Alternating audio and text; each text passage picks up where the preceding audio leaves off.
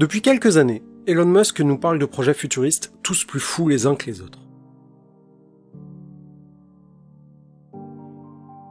Coloniser la planète Mars. Se balader entre deux villes à 1200 km/h dans des capsules. Rendre les voitures complètement autonomes. Créer un réseau de 12 000 satellites pour avoir accès à Internet partout. Se faire implanter des puces dans le cerveau pour augmenter sa mémoire ou piloter des terminaux par la pensée. Réputé pour ses coups de communication, beaucoup ne prennent pas au sérieux Elon Musk. Et il faut avouer qu'il est difficile de le croire sur parole quand on le voit faire ses annonces. Et pourtant, le 28 septembre 2008, SpaceX devient la première entreprise privée parvenant à mettre en orbite une fusée. Autre accomplissement marquant, en 2018, pour la première fois dans l'histoire de l'humanité, on a assisté à ça.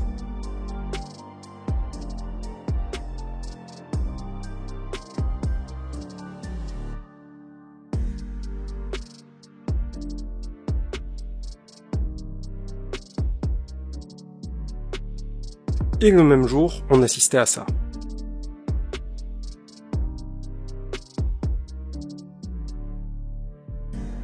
Le 1er juillet 2020, la capitalisation de Tesla a dépassé celle de Toyota, devenant ainsi la première capitalisation boursière de l'industrie automobile. En une seule journée, Elon Musk peut envoyer une fusée dans l'espace, vendre plus de 1000 voitures, gérer 7 entreprises et rentrer à la maison où ses 6 enfants l'attendent. Alors, que s'est-il passé ? Que s'est-il passé pour qu'il puisse faire tout ça pendant que la plupart d'entre nous ne parviennent pas à accomplir le centième de ce qu'il fait ? On pourrait se dire qu'il s'agit de chance, mais en réalité, le succès d'Elon Musk n'a pas grand-chose à voir avec le hasard. En réalité, tout est calculé et son succès est logique quand on s'intéresse à sa façon de travailler. Tous les entrepreneurs se fixent des objectifs. Mais se fixer des objectifs quand on est entrepreneur est un exercice très périlleux. La difficulté réside dans le fait de se fixer des objectifs ambitieux, mais réalistes. Pas assez ambitieux, et l'objectif n'est pas challengeant et motivant. Trop ambitieux, et l'objectif semble inatteignable, et on a vite fait de jeter l'éponge. Être son propre patron, c'est s'offrir une liberté dont peu de gens peuvent jouir. Mais le quotidien d'un entrepreneur est compliqué. Il doit prendre énormément de décisions, très rapidement, sur des sujets très variés, et sur lesquels il n'est pas toujours compétent. Il doit comprendre l'opérationnel pour produire des résultats rapidement, sans perdre des yeux le stratégique, pour pouvoir durer longtemps. Beaucoup d'entrepreneurs se retrouvent ainsi coincés dans leur développement. Rapidement, ils deviennent le goulot d'étranglement de leur entreprise, et en ralentissent le développement. Elon Musk a choisi de se fixer des objectifs parmi les plus inatteignables que vous puissiez imaginer. Et pourtant, il trouve la force de se lever tous les matins, et de faire face à un myriade de problèmes qui accompagnent ses objectifs, et de progresser vers l'atteinte de ceux-ci. Vous, Elon Musk, moi, nous avons tous 24 heures par jour. Et pourtant, nous avons tous des résultats très différents. Certaines personnes accomplissent énormément en 24 heures, et d'autres très peu. Pourtant, nous avons tous les mêmes 24 heures dans une journée. Alors, quel est son secret ? Elon Musk est-il un génie ? Prend-il de la cocaïne dans ses cornflakes ? Nous allons le déterminer ensemble, en commençant par fouiller dans son passé pour trouver la recette de fabrication d'un Elon Musk. En s'intéressant à Elon Musk, on voit très vite que le personnage est particulier. Elon Musk est né en Afrique du Sud, au début des années 70, en plein apartheid. Il est issu d'une famille d'entrepreneurs et de petites célébrités. Son grand-père maternel était un aventurier connu pour ses voyages et est mort dans un accident d'avion. Sa mère, quant à elle, s'est également faite connaître, en tant que mannequin. Le père d'Elon Musk était un ingénieur et entrepreneur sud-africain, et c'est avec lui qu'Elon a passé une grande partie de sa jeunesse. Durant ces années, Elon Musk a pu bénéficier de l'expérience entrepreneuriale de son père. Il n'était pas rare que lui et son frère se retrouvent à accompagner leur père au travail et qu'ils passent des heures à apprendre des choses sur le métier de leur père. Par ailleurs, c'est son père qui lui a offert son premier ordinateur, et c'est également lui qui l'a aidé financièrement au tout début de PayPal. Son père a donc joué un rôle clé dans la vie du jeune Musk. Mais tout n'est pas tout rose dans sa vie. Enfant, le jeune Elon était un jeune geek un peu bizarre, passionné de science-fiction et d'informatique. Malheureusement, son côté marginal a attiré l'attention de quelques brutes, et il a été battu et harcelé quotidiennement par d'autres enfants pendant une partie de son enfance. Il a notamment fini à l'hôpital après avoir été jeté du haut d'escalier et frappé jusqu'à ce qu'il perde connaissance. Par ailleurs, Elon Musk décrit son père comme une personne horrible, coupable de tous les crimes. Il aurait apparemment beaucoup souffert du fait de son père, et ils ne sont pas restés en bons termes. Ces épisodes, en plus de lui donner une forte tolérance à la moquerie et au rejet, ont contribué à développer sa force de caractère. Sur le plan entrepreneurial, Elon Musk a pris très tôt l'habitude de proposer des choses au reste du monde. Il a vendu son premier jeu vidéo à 12 ans pour 500 $, ce qui est une petite fortune pour un enfant de 12 ans en 84. Il s'amusait également à vendre des œufs de Pâques à ses voisins en les vendant à 100% du prix même s'ils étaient mal décorés. Avant d'être majeur, il a tenté d'ouvrir une salle d'arcade avec son frère. À l'université, Elon Musk fabriquait et réparait des ordinateurs. Toujours à l'université, il a loué avec un ami une maison dans laquelle ils organisaient de nombreuses soirées qui lui ont permis de payer ses études et son loyer. Elon Musk a donc appris durant son enfance et sa vie de jeune adulte des compétences qui lui ont été très utiles par la suite. Apprendre rapidement, résister aux moqueries et aux rejets, créer et gérer ses propres projets, vendre, détecter ce qui apporte de la valeur aux autres. Une fois l'université passée et son diplôme de sciences en poche, il a tenté d'intégrer l'entreprise Netscape, qui venait de s'illustrer en créant le premier navigateur internet. Sa candidature n'ayant reçu aucune réponse, le jeune Elon décide de se rendre dans les locaux de l'entreprise afin de convaincre Netscape de le recruter. Ne sachant pas à qui s'adresser et trop timide pour parler à qui que ce soit, il finit par repartir. C'est ainsi qu'il décida de créer sa propre entreprise. Il se dit que puisqu'il était trop timide pour se faire engager, il devait ouvrir sa propre structure, qui devint sa première start-up, Zip2. Zip2 était une sorte d'hybride entre les pages jaunes et Google Maps. Créée en 1995, la société a été vendue en 1999 pour 307 millions de $, alors qu'Elon Musk n'a que 27 ans. Il devient alors millionnaire. Et c'est ici que son histoire commence.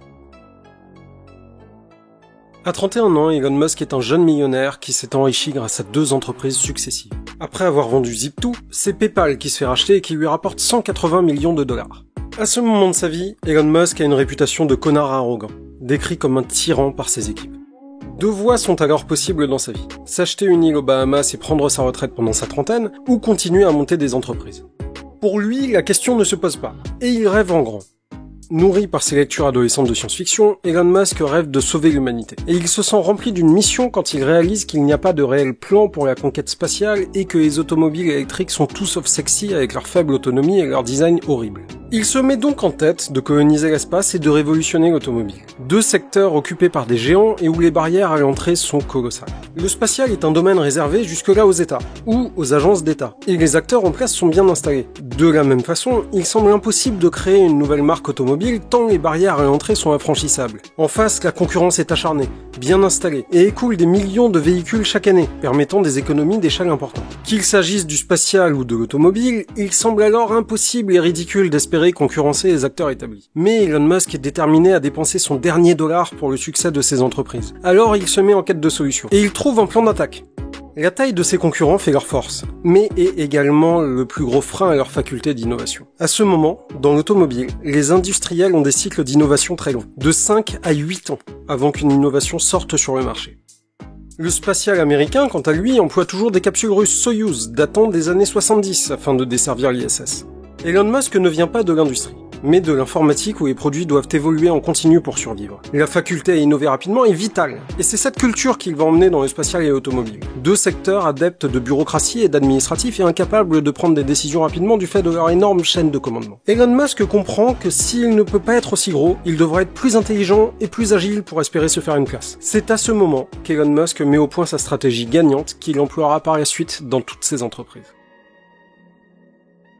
C'est donc avec Tesla et SpaceX qu'Elon Musk a mis au point sa stratégie gagnante. C'est cette stratégie qui a permis à SpaceX et à Tesla d'exister, c'est avec la même stratégie qu'il a créé ses entreprises plus récentes. C'est une stratégie puissante, et pourtant extrêmement simple. En regardant l'évolution des différentes entreprises d'Elon Musk depuis PayPal, on remarque un schéma qui se répète, une manière de procéder qui est toujours la même.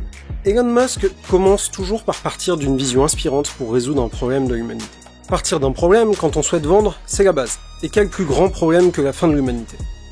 Elon Musk part toujours d'une catastrophe à venir, réelle ou supposée. Qu'il s'agisse de la destruction de notre planète, de l'épuisement des ressources énergétiques, du danger de l'intelligence artificielle. Ces catastrophes sont inquiétantes et concernent tout le monde. Tous les jours, nous entendons parler du fait que nous allons droit dans le mur sans que nous puissions véritablement y faire grand-chose à l'échelle individuelle. Et soudainement, un homme s'est mis à dire qu'il était capable de nous permettre d'éviter beaucoup de ces catastrophes. Que nous le voulions ou non, Elon Musk a réussi son premier pari, celui d'avoir notre attention. Et ce n'est que la première étape. Car Elon Musk va se mettre à parler ouvertement de ses plans pour la réalisation de ses projets. Entre vaisseaux spatiaux de colonisation multiplanétaire et voitures autonomes électriques, sans oublier les puces implantées visant à améliorer les capacités de l'être humain pour ne pas se laisser dépasser par l'intelligence artificielle, et les tubes permettant de nous balader sous les villes dans nos voitures afin de résoudre à jamais les embouteillages. Il va recontextualiser le problème en présentant sa solution comme étant la seule voie possible pour éviter la catastrophe. Dans le cas de SpaceX, le risque est que la Terre ne soit plus habitable, et que nous mourions tous. La solution est alors de réduire les coûts d'accès à l'espace afin de rendre la colonisation possible. Dans le cas de Tesla, le risque est que le pétrole vienne à manquer. La solution est alors de démocratiser la voiture électrique. Dans le cas de Neuralink, le risque est que nous soyons dépassés par l'intelligence artificielle. La solution est alors de nous implanter des puces afin de gagner en capacité et ainsi d'être plus compétitifs face à l'intelligence artificielle qui ne cesse de s'améliorer. Que l'on soit d'accord ou pas avec ces solutions, cette méthode a plusieurs avantages. Et l'un d'eux est d'attirer les meilleurs employés dans les filets de ces entreprises. Quoi de plus stimulant que de prendre part à une aventure visant à changer le futur de l'humanité? Ainsi, derrière le spectacle, il y a toujours une philosophie. Et Elon Musk a su susciter notre intérêt au passage. Et c'est ici qu'Elon Musk va passer à la prochaine étape. Ici, il ne va plus se contenter de faire rêver, il va se mettre à réaliser. Réaliser, oui, mais pas n'importe quoi ni n'importe comment. Il sait pertinemment qu'il n'a aucune chance d'être compétitif sur le terrain de ses concurrents qui sont bien trop gros. Il doit alors se différencier, et là encore, sa stratégie est toujours la même. Il va se mettre à analyser le marché de façon très rationnelle, et va chercher à occuper les segments délaissés par ses concurrents quand il en a. Ou à chercher des applications aux premières versions de ses produits, celles qu'il pourra développer sur ses propres fonds. Le produit minimum viable. À ce moment, il réalise une pirouette en expliquant que ce premier produit n'est qu'une étape vers l'atteinte du but final. Ainsi, il ne trahit pas sa promesse. Dans le cas de SpaceX, son premier produit était la Falcon 1. Elle était dédiée au lancement de petits satellites car ce segment était beaucoup moins concurrentiel que celui des tranches de poids supérieures, et qu'il était alors extrêmement coûteux d'envoyer une faible charge utile en orbite. Dans le cas de Tesla, son premier produit est la Tesla Roadster. Les voitures électriques en 2003 avaient deux particularités. Elles étaient moches et elles étaient peu performantes. Elon Musk a simplement choisi de réaliser une voiture électrique performante et sexy, ce qui n'existait pas du tout à l'époque. Dans le cas de Neuralink, l'entreprise cherche actuellement à développer une solution permettant aux personnes paralysées de pouvoir retrouver le contrôle de leur corps. Ainsi, on voit que la réflexion autour du produit est véritablement millimétrée, pour toucher un segment inexploité du marché. Elon Musk, à ce stade, va chercher à détecter les besoins inassouvis du marché et à y répondre. La réflexion autour du développement des produits est centrée sur l'utilisateur, à la manière d'un Steve Jobs. Elon Musk va accorder une attention infinie à ses produits et ne souhaite pas faire de compromis. Il faut que le produit corresponde exactement à son usage et à ce que son utilisateur en attend. Il faut anticiper les besoins de l'utilisateur, il faut que les produits soient désirables, qu'ils soient agréables à regarder, en plus de remplir brillamment leurs fonctions. Elon Musk n'hésite pas à mettre les mains dans le cambouis et a déjà assuré lui-même le contrôle qualité de produits qu'il vendait à travers ses entreprises. Il souhaite que l'expérience utilisateur soit parfaite. Et Elon Musk va associer le grand public à chaque étape du développement de ses produits. Il est connu pour ses nombreux tweets et ses apparitions dans les médias. Il se montre, se confie, et parle de ses avancées et de ses projets. Il cultive l'image de génie geek capable de réaliser les projets les plus fous. Il offre une fenêtre permettant de voir naître et de suivre le développement de ses produits. On le voit parfois enthousiaste et parfois dépité. Cette faculté à communiquer lui permet de créer du lien entre lui et le grand public. Cette communication, qui semble sans filtre, est en réalité très bien maîtrisée en dehors de quelques écarts. La couverture médiatique dont il bénéficie en offrant au public ce qu'il veut voir lui permet une publicité gratuite et un pouvoir de persuasion bien plus fort que s'il avait communiqué de façon classique avec des 4x3 et des spots de pub de quelques secondes à la télévision. Ainsi, après avoir fait tout ceci, une fois que le produit est rendu disponible sur le marché, il ne lui reste plus grand chose à faire pour que les gens l'achètent. Le client final a l'impression de déjà connaître le produit puisqu'il l'a vu naître, et en l'achetant, on finance une entreprise qui s'est donnée comme mission de solutionner les problèmes de l'humanité, ce qui est bien plus profond que d'acheter un simple objet. En ce qui concerne les produits grand public, les individus se sentent ainsi valorisés et ont quelque part l'impression de faire partie de l'histoire. Par ailleurs, le fait de se rendre indissociable de ces entreprises lui offre la garantie que son conseil d'administration y regardera 2 fois avant de le renvoyer. C'est ainsi qu'Elon Musk se débrouille pour créer des entreprises florissantes. Mais nous ne possédons à ce stade qu'une partie de la réponse. Car le succès d'Elon Musk repose certes sur son approche du marché, mais il repose encore davantage sur sa manière de gérer les hommes et l'argent. Et c'est ce point que nous allons étudier ensemble dans la prochaine partie. C'est au sein de sa première start-up, Zip2, que Musk s'est familiarisé avec une discipline nécessaire à son développement, le management. Musk a eu des équipes pour la première fois de sa vie sous sa responsabilité, mais habitué à travailler seul, il avait du mal à accepter les lenteurs des autres. Alors, quand quelque chose ne lui convenait pas et que les modifications demandées prenaient trop de temps, il corrigeait lui-même le travail de ses employés. Bien qu'efficace sur le court terme, ce comportement a créé énormément de frustration et de friction, tuant la productivité de ses employés. Elon s'est alors intéressé à ce qui faisait qu'une équipe était productive et à la meilleure façon de communiquer afin de confier des tâches aux autres.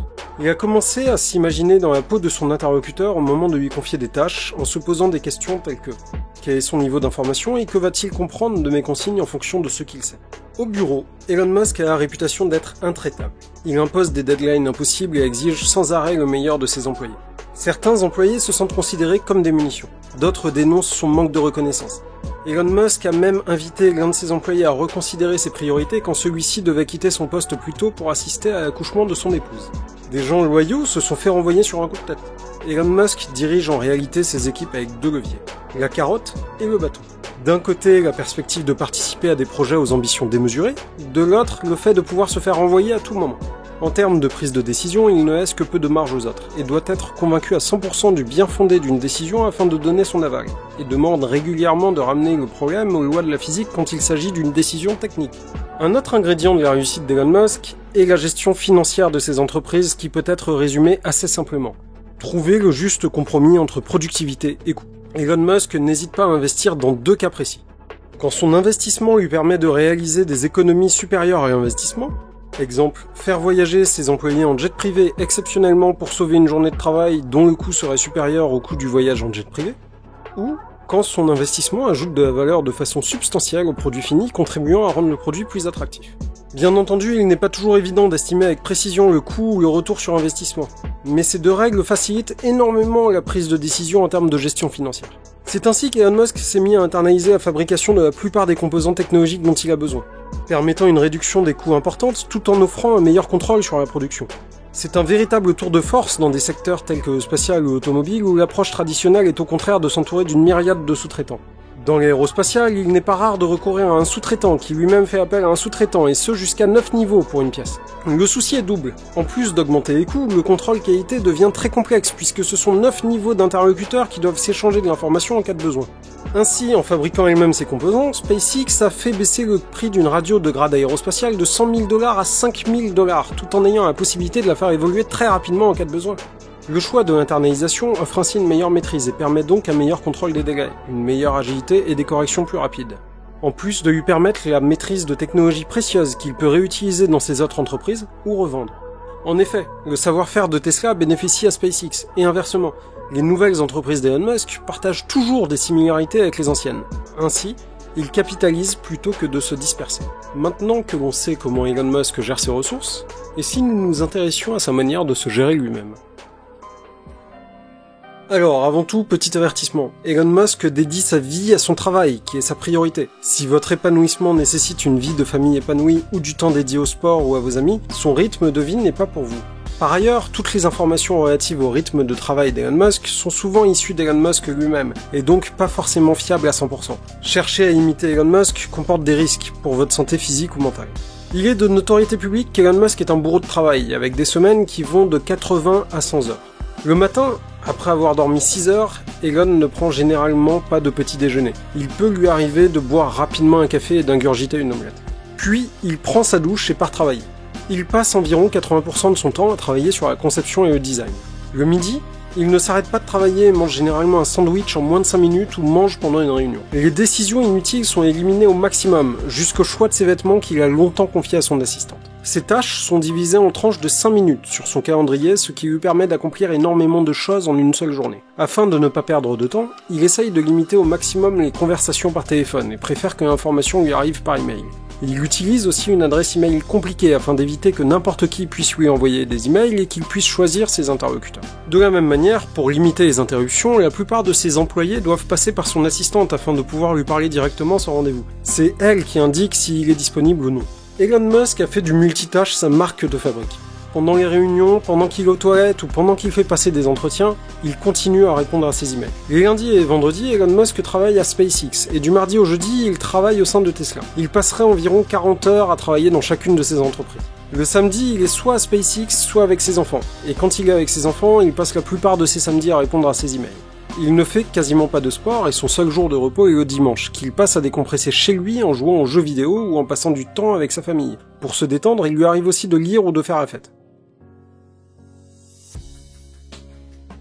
C'est intéressant de voir que quelqu'un qui dirige autant d'entreprises s'est fixé une routine, plutôt que de courir partout en fonction des urgences. Par ailleurs, on constate qu'il est très conscient de l'importance de son temps et occupe ses journées à des tâches à haute valeur ajoutée. Enfin, malgré un rythme soutenu et toutes ses responsabilités, Elon Musk consacre l'essentiel de son dimanche au repos, ce qui peut faire réfléchir quant à l'importance du repos. C'est déjà fini, j'espère que cette vidéo t'a plu. Si c'est le cas, je t'invite à t'abonner et à activer la cloche, comme ça tu seras au courant de la sortie des prochaines vidéos. Tu peux également laisser un commentaire en bas de cette vidéo pour me dire ce que t'as aimé, ce que t'as pas aimé.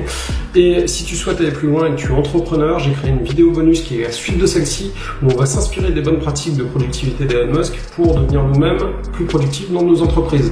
Donc c'est dans la description, c'est gratuit, tu me laisses ton email, je t'envoie la vidéo. Bon, allez, à la prochaine.